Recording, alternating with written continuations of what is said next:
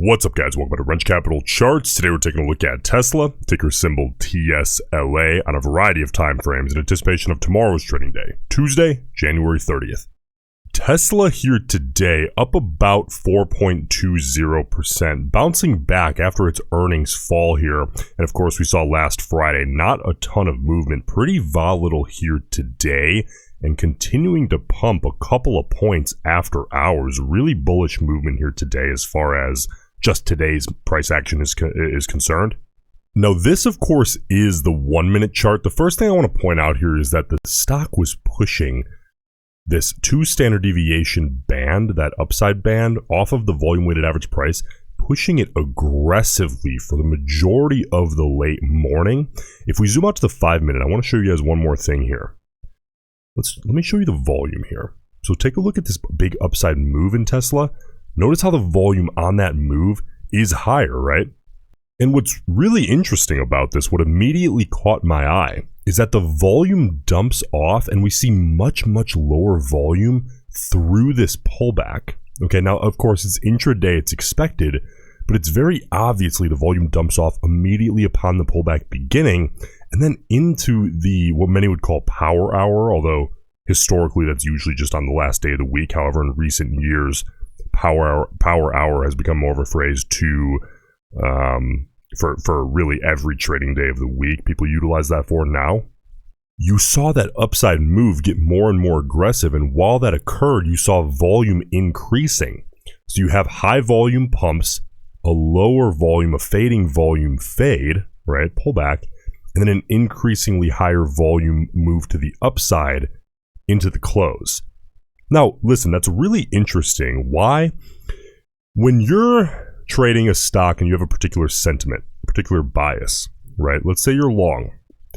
You want the upside move to have as high a volume as possible. That tells you the biggest sample size that we're seeing on the day, essentially, or the week, or whatever time frame you may be looking at, is agreeing that the stock belongs in the direction of your existing bias.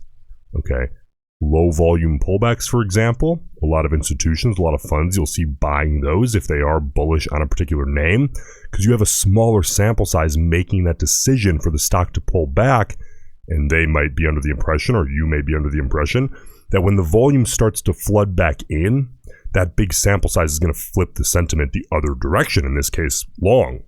So I just wanted to point that out here on the 5 minute, and I guess the 1 minute too. It just makes it easier to look at this way.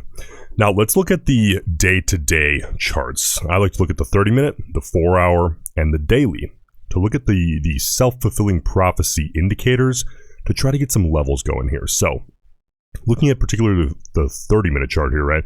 We're always going to be looking at multiple time frames. So we need to look at each one individually to get the best picture and notice if any levels are lining up or things that are very obvious areas to keep an eye on moving forward. So here on the 30, you have that 50 period down around 186.50 and that 200 period just above 198. And you can see we're currently right in the middle of that channel. So listen, if you're bullish, that 200 period on the 30 minute chart, ideally I'd like to see that break and hold upside, retest, and then pull out of that hole. Understand that it's almost a 3% move away. But if we had a repeat of today, for example, I mean, that would realistically put us over $200 a share, okay? Or just right around $200 a share, just barely over $200 a share. So it's within range. Like, we've seen Tesla be a volatile name. It's not crazy to be talking about a break of the 200 period on the 30 minute and a break upside of 200. But if you're bullish on the 30 minute, you know, looking at this chart specifically, I think that's what we're looking at here. Now, if you're bearish on this name, I always like to lay out both sides.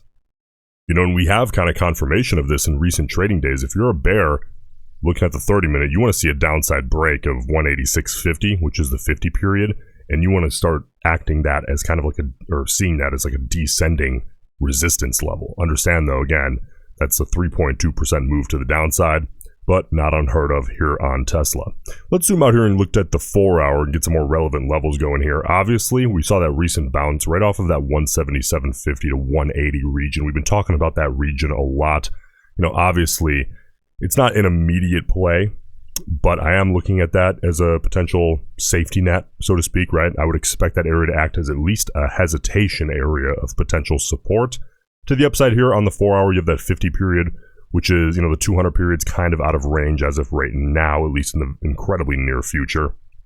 But really here on the 4-hour, main thing is to watch that 177.50 to 180 range, and then that range of what would expect it to be support, and then that 50 period as the next kind of upside level after that psychological area of 200.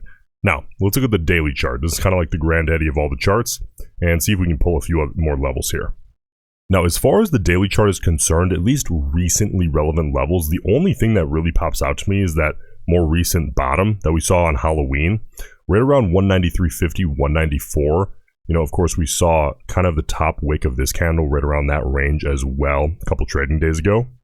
So, while I will be keeping an eye on that, I think right now the real story is that 177.50 to 180 range to the downside, and then the big number, that $200 psychological area, is the next obvious level to watch, whether you're a bull or a bear, by the way. If we see a test of that, it's just what your ideal outcome would be is the only difference there, whether you're bullish or bearish.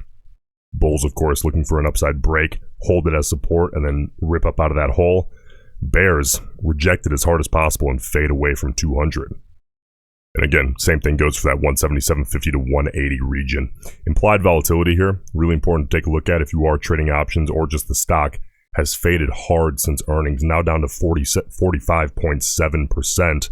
Understand that if you bought options really in like the last week of trading, you've likely experienced some IV crush.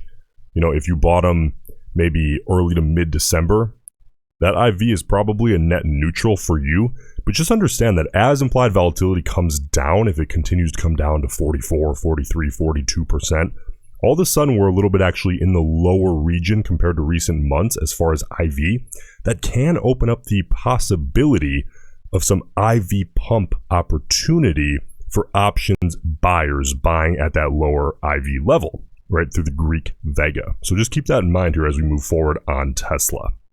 So here in the chain, taking a quick look, we have 2.21 million total contracts traded. That's a great sample size. We can get some good data out of there. Slightly bullish on the overall call put ratio, about 54% calls here today as we head into tomorrow's, of course, big tech earnings day. Now, the short-term speculation at 0 to 20 delta, 471,000 calls, 400,500 puts. That's relatively undecided, but still, overall call put ratio and the short-term speculators leaning just slightly to the bullish side here in the chain. Hey, listen guys, if you got value out of this video, please subscribe to the channel, and I'll see you in the next one.